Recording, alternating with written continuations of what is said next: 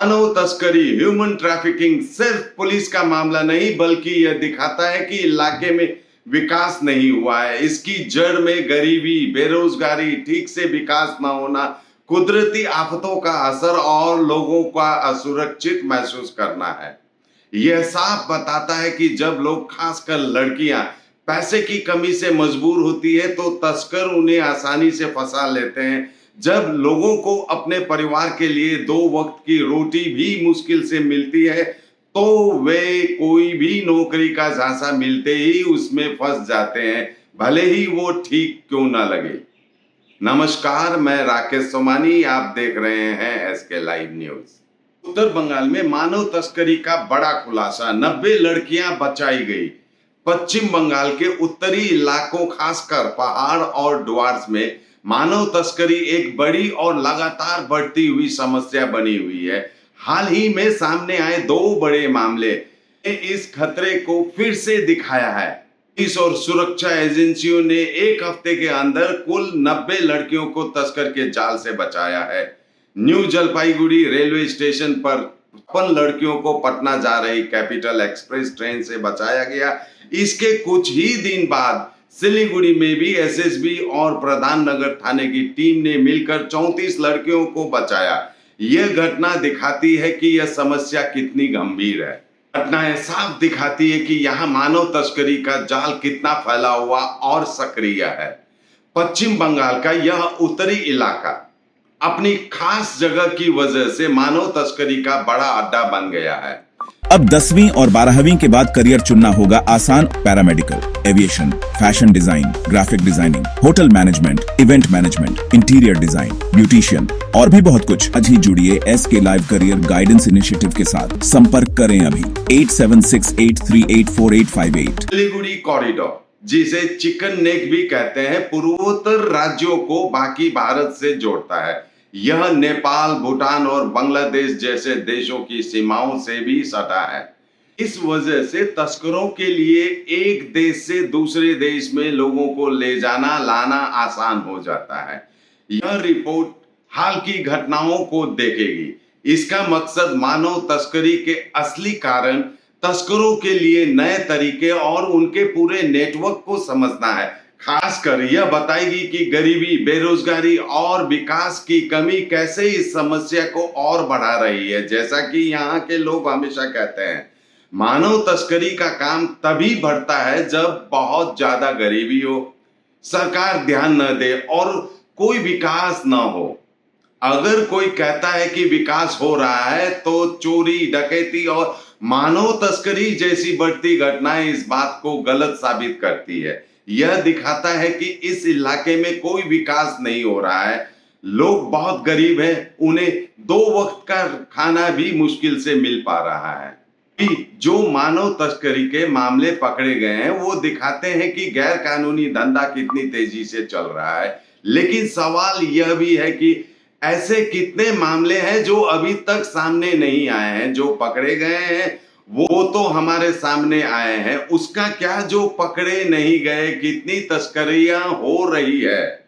एक अत्यंत महत्वपूर्ण प्रश्न है और कई परिवार डर के मारे पुलिस को रिपोर्ट नहीं करते हैं और कई मामलों में तो पुलिस एफआईआर दर्ज करने से भी इनकार कर देती है और बेचारे जिसके घर में दो वक्त की रोटी भी सही से नहीं मिलती, कहां से पुलिस से बहस करने की सोच सकेंगे? इसका मतलब है कि बहुत से मामले सामने नहीं आते जिससे समस्या की पूरी तस्वीर छिपी रहती है।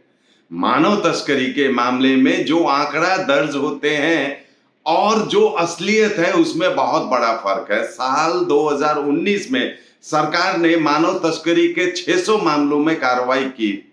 इनमें से 160 मामलों में 306 तस्कर को दोषी ठहराया गया, लेकिन उसी दौरान 440 मामलों में 1329 लोग बेकसूर छूट गए। इसका मतलब है कि तस्करों को सजा मिलने की दर बहुत कम थी, सिर्फ 27%, जबकि 73% लोग बरी हो गए। युवा मजदूरी के अनुमानित और पहचाने गए पीड़ितों की संख्या में यह बहुत बड़ा अंतर दिखता है कि सिस्टम में कहीं ना कहीं बड़ी कमी है। यह अंतर बताता है कि बहुत सारे मामले या तो रिपोर्ट ही नहीं हो पाते या पुलिस उन्हें दर्ज नहीं करती, जिससे पीड़ितों को न्याय नहीं मिल पाता। यह स्थिति इस बात पर जोर देती है कि असली हालात कहीं ज्यादा भयानक है और अनगिनत लोग अभी भी शोषण का शिकार हो रहे हैं, जिनकी गिनती सरकारी आंकड़ों में नहीं है।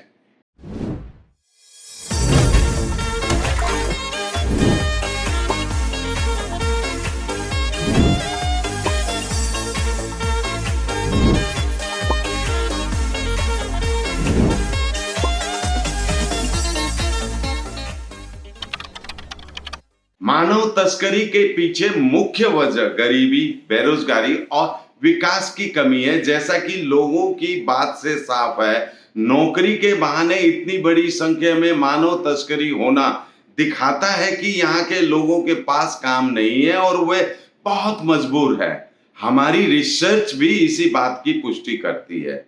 पश्चिम बंगाल के उत्तरी इलाके, विशेषकर दार्जिलिंग और डुआर्स में कई चाय बागान बंद हो गए हैं, जिनमें से हजारों परिवार गरीबी में आ गए हैं। जब लोगों के पास कमाने का कोई पक्का जरिया नहीं होता, उन्हें 2 वक्त की रोटी भी नहीं मिल पा रही जैसी मुश्किल हालात का सामना करना पड़ता है, तो वे नौकरी के लिए किसी भी लालच में आसानी से फंस जाते हैं। यह आर्थिक मजबूरी तस्करों का सबसे बड़ा हथियार बन जाती है, क्योंकि वे मजबूरी और परेशानी की उम्मीद का फायदा उठाते हैं। जब किसी जगह लगातार विकास नहीं होता, तो वहां स्वास्थ्य, शिक्षा और नौकरी जैसी बुनियादी सुविधाएं और सामाजिक सुरक्षा नहीं मिल पाती। इससे लोग अपने और परिवार की जरूरतों को पूरा करने के लिए मजबूर हो जाते हैं। उनकी यह मजबूरी उन्हें मानव तस्करों का आसान शिकार बना देती है।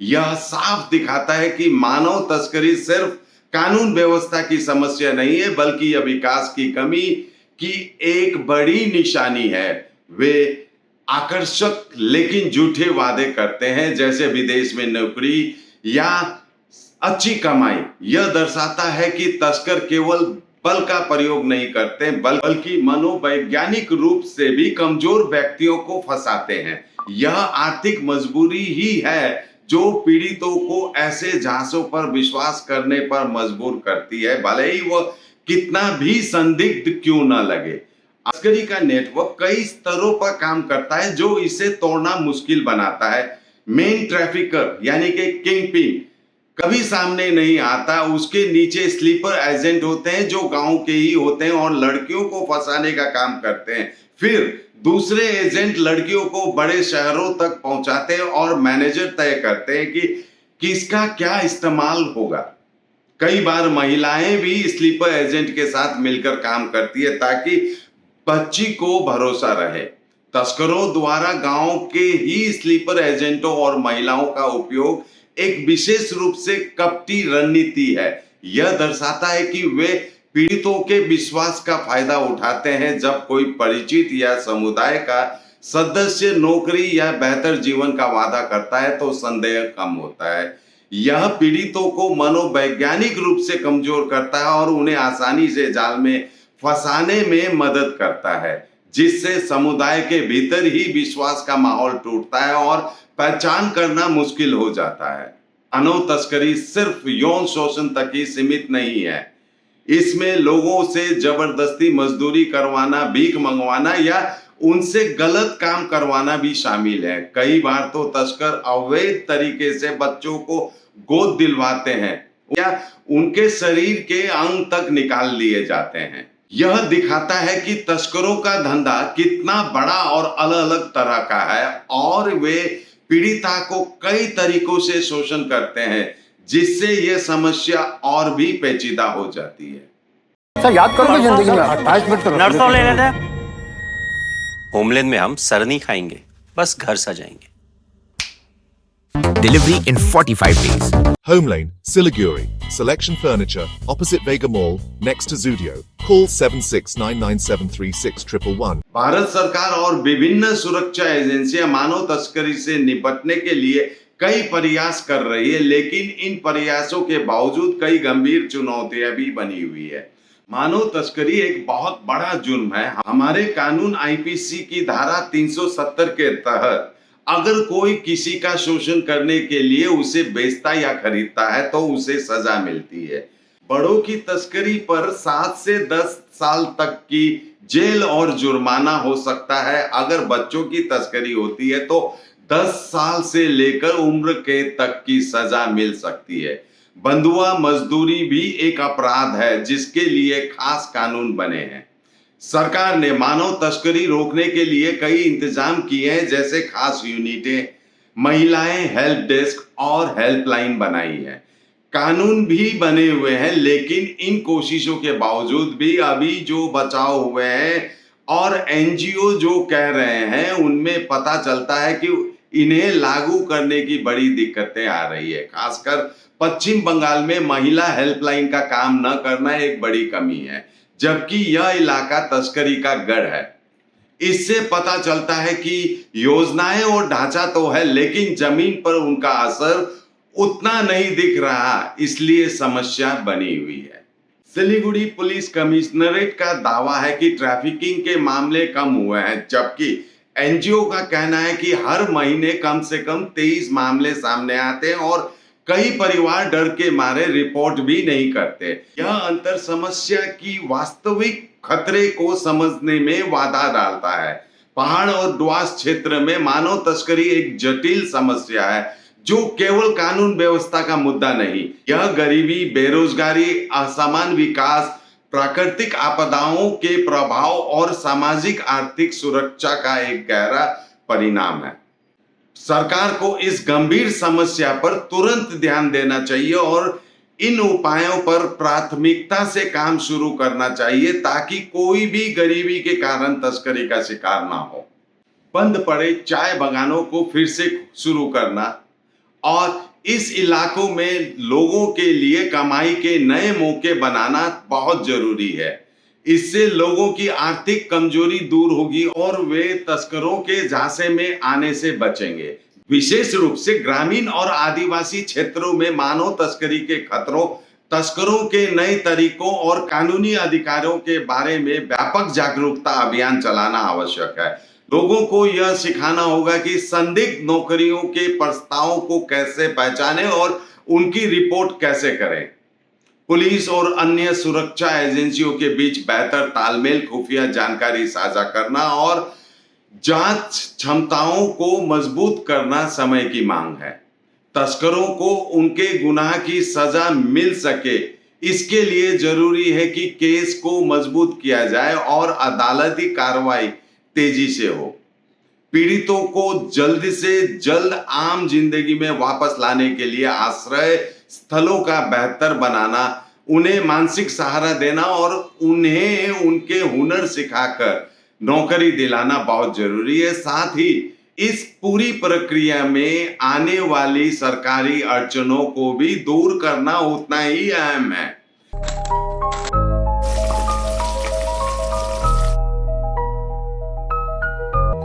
वाह, कितना स्वादिष्ट खाना। मेरे हाथों में तो जादू है। मेरे हाथों के साथ साथ स्पाइस सुपारी मसाला का भी कमाल है। स्वाद ऐसा जो दिल को छू जाए। स्पाइस सुपारी मसाला। पुलिस और एनजीओ, गैर सरकारी संगठन को मिलकर काम करना बहुत जरूरी है। अगर एनजीओ की जमीन से मिली जानकारी और पुलिस की कार्रवाई में अच्छा तालमेल हो तो हम असली हालात को समझ पाएंगे और सही कदम उठा पाएंगे। साथ ही गांव कस्बों के लोगों को मजबूत बनाना और उन्हें मानव तस्करी के खिलाफ लड़ाई में शामिल करना भी जरूरी है। यह समस्या लंबे समय से चली आ रही है। हमें इलाकों के विकास की योजनाओं को मानव तस्करी रोकने के साथ जोड़ना होगा ताकि गरीबी और भेदभाव जैसे असली कारणों को खत्म किया जा सके।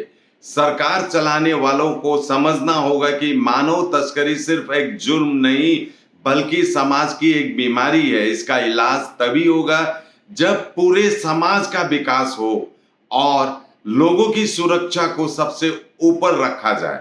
यह घटनाएं हमें सोचने पर मजबूर करती है कि हम एक समाज के तौर पर कहां खड़े हैं। सरकार और समाज दोनों को मिलकर इस गंभीर समस्या का सामना करना होगा। रोजगार के अवसर पैदा करना, शिक्षा का प्रसार करना और लोगों को जागरूक करना इस दिशा में पहला कदम होना चाहिए। हमें यह सुनिश्चित करना होगा कि कोई भी बच्चा या युवा सिर्फ गरीबी के कारण तस्करों का शिकार ना बने। आज के लिए इतना ही। देखते रहिए एसके लाइव। आपका समय, आपकी खबर। धन्यवाद।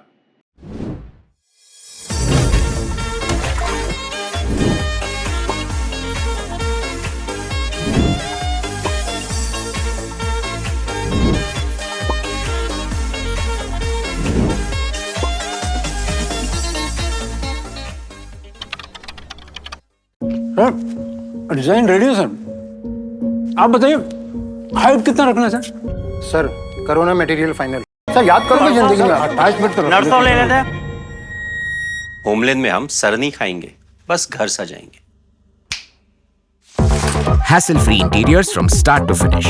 360-degree management, expert-led designs, delivery in 45 days. Homelane, interiors made easy. Home Lane, Siliguri. Selection Furniture, opposite Vega Mall, next to Zudio. Call 7699736111. SK live career guidance initiative एक अनोखी और बिल्कुल मुफ्त पहल। अब 10वीं और 12वीं के बाद करियर चुनना होगा आसान और समझदारी भरा। क्या आप सोच रहे हैं कौन सा कोर्स चुने, किस फील्ड में जाएं, कहां एडमिशन ले? तो अब चिंता छोड़िए। एसके लाइव आपको मदद करेगा सही डिप्लोमा कोर्स चुनने में, जैसे paramedical, aviation, fashion design, graphic designing, hotel management, event management, interior design, beautician और भी बहुत कुछ। आपको मिलेंगे सिलीगुड़ी के नामी इंस्टीट्यूट की विजिट्स। हम बताएंगे कौन सा कोर्स आपके लिए सही है, और हाँ, ये सब बिल्कुल मुफ्त। तो देर किस बात की, आज ही जुड़िए SK live career guidance initiative के साथ और रखिए अपने सुनहरे भविष्य की नींव। संपर्क करें अभी 8768384858। शादी या फंक्शन में हो या डे संजोना, डॉक्यूमेंट्री हो या विज्ञापन बनवाना, प्रोडक्ट की ब्रांडिंग को नए रंग लगाना, कैंडिड शॉट से पल के कराना, हर तस्वीर में जादू लाना, हर फ्रेम में हो कला का खजाना, खूबसूरती और क्रिएटिविटी जब साथ निभाना। सारांश में फोटोग्राफी या सिनेमाटोग्राफी हो करवाना तो सम्मानी डिजिविजन में ही आना। सम्मानी डिजिविजन हर याद को बनाए खास। कॉन्टैक्ट 9434023813।